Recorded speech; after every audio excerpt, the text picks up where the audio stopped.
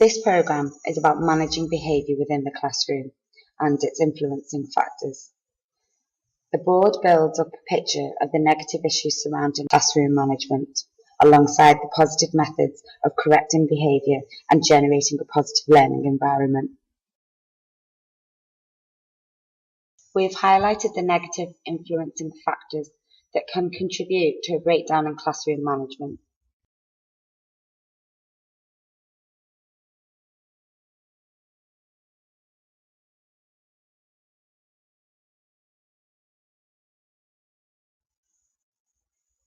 Disruptions within the learning environment have the potential to impact all learners through a culmination of learner and tutor behavioural issues.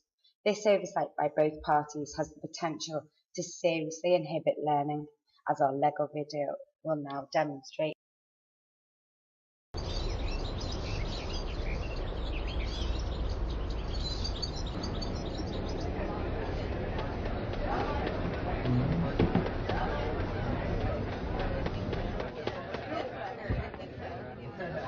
Good morning, class.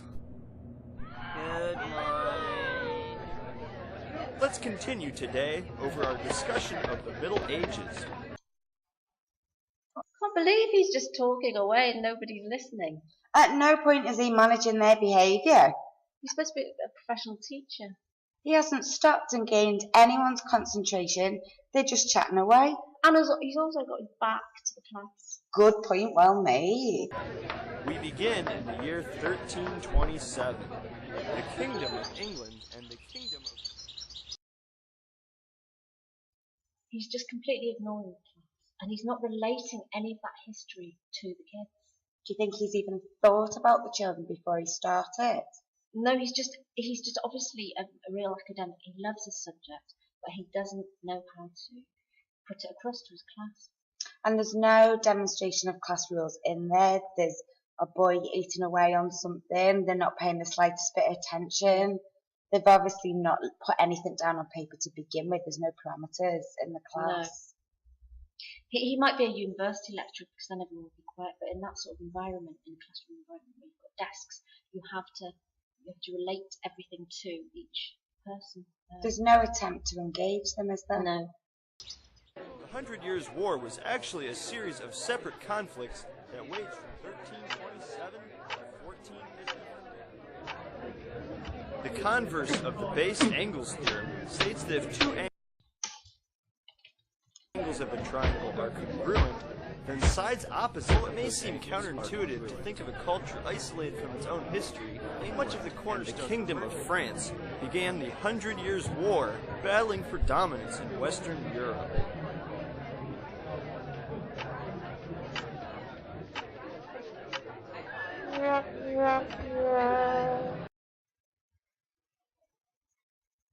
The video so far has just shown, I suppose if we relate it back to Maslow, that so many of those learners' needs have been met.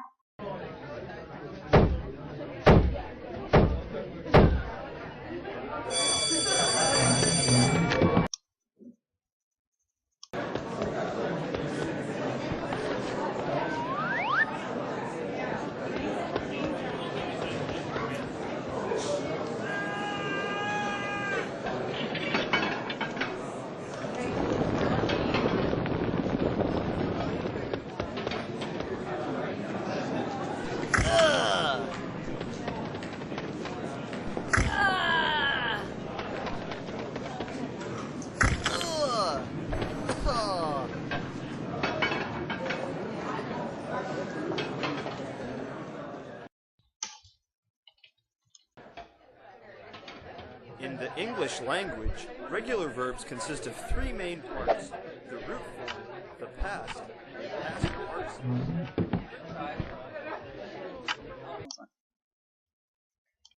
Don't know about you two, but that must be exhausting for the students. They've been with the same lecturer all day, and I don't think he's changed his pitch. No, and he's now teaching them French.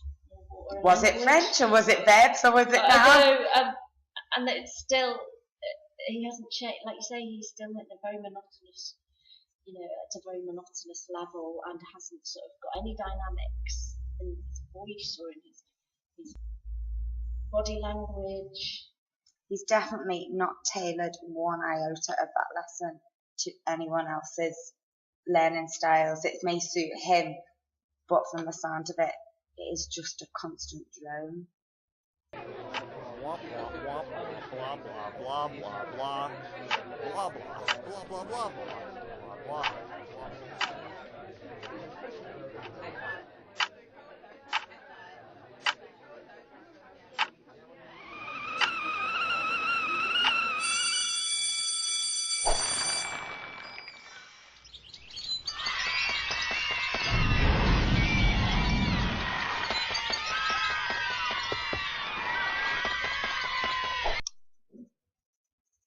So Maslow again. Maslow's love and belonging needs. Yeah, look at the difference in them to be outside with their friends having a play. Obviously, there is some fulfillment here. Yeah. And a positive supportiveness from them. Yeah. And they're so delighted to go outside after such an incredibly dull day learning. I think if it was bucketing down with rain or 10 foot of snow, they'd still like to be outside playing on those swings in relation to the wah, wah, wah. And especially, he's got to drag that child back in by their feet. Obviously, that's actually illegal. But apart from that, you know, if he made his teaching a little bit more fun, just a bit more fun, he might not have to drag them in. No, and also if he just took a minute to have a look at the kids he's got in his class, he can't meet anyone's needs. Or again, back to Maslow, he can't enable them to step through that hierarchy and climb the ladder, if you like, without taking a minute to sitting down and looking who's in front of him and his group and what he needs to do to support them. Yes.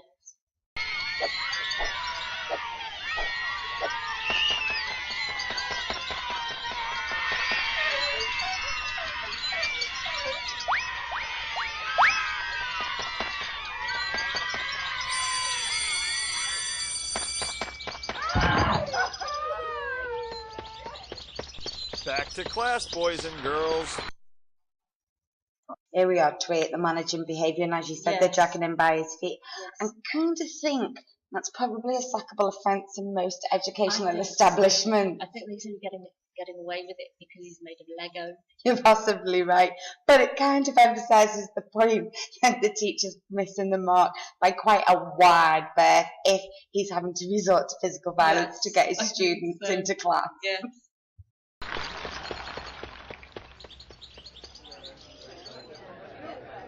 Now, before you leave, I have a big homework assignment for everyone. I'd like you to read pages 1 through...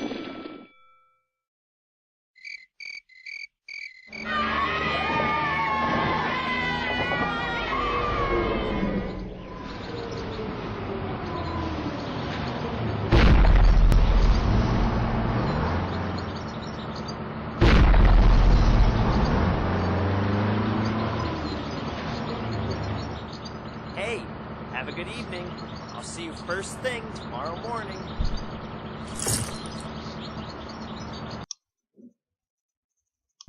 So, again, Maslow's hierarchy of needs. When he gets home, he breaks up into little pieces. Because he's never self-actualized. I don't even think he's got to the love and belonging stage. I don't think so. But it shows then he's not coming home, running in the front door, jumping up and down, woohoo, I've had a great day today. It seems quite the opposite.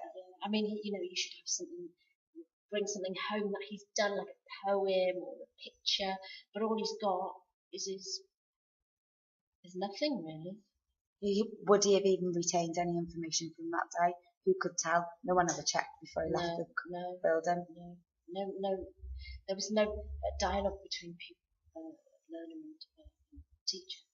No, so the breakdown there is both sides. The students haven't behaved to any manner. They haven't had any boundaries set. No. And the tutor hasn't bothered to create a lesson to engage the people in the room. Yeah. So both are at fault. Neither have utilised each other effectively. Yeah, and there was the learning cycle that it didn't even exist. No, it's not gone beyond the first stage. No. There's a delivery. There's no check-in. There's no moving on. There's no learning from it, reassessing.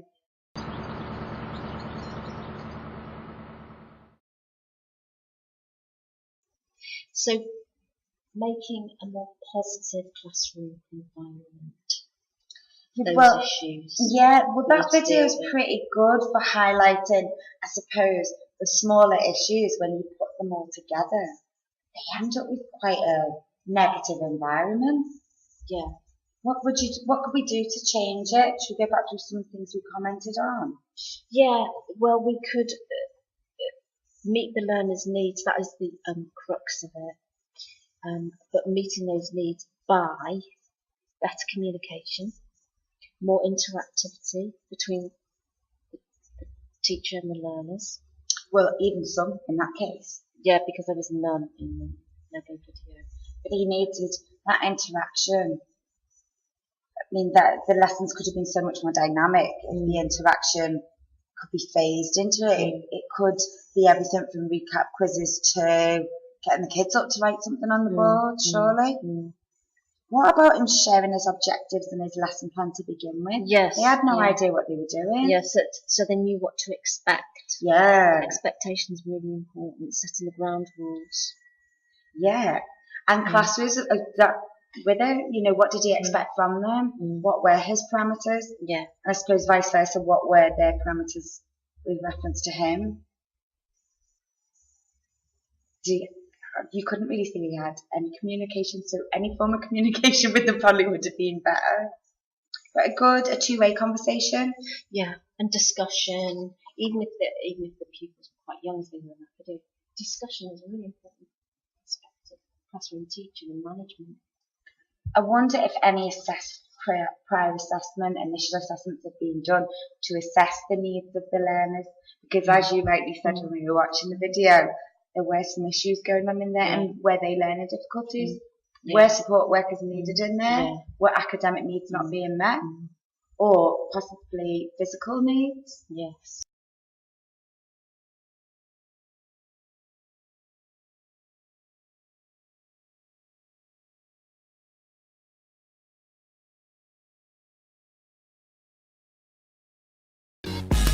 Educational influence. One had the cycle, one a pyramid. Abraham Maslow in 1943 wrote his paper with this hierarchical pyramid of needs.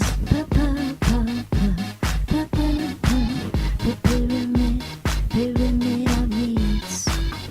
At the bottom it is physiologically hard to learn when your home is in a tree.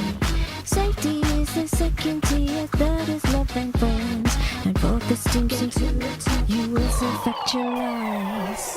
Pyramid, pyramid, you can't even run a pyramid. Hierarchical pyramid. Pyramid, pyramid, you can't even run a pyramid. Hierarchical pyramid.